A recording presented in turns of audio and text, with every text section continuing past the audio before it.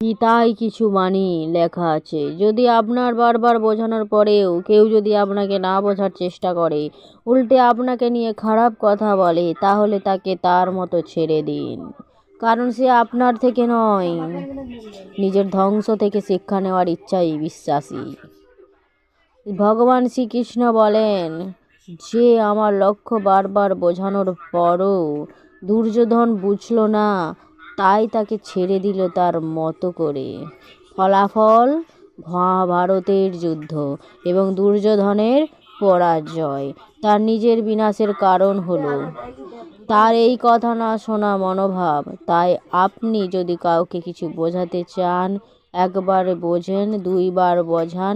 যখন অনেকবার বোঝানোর পর সে বুঝে না বা বোঝার চেষ্টাও করে না, তাকে তার অবস্থায় ছেড়ে দিন। আপনি আপনার কর্তব্য করেছেন, বাকিটা তার ভাগ্যে যা লেখা আছে সেটাই হবে। রাধে রাধে।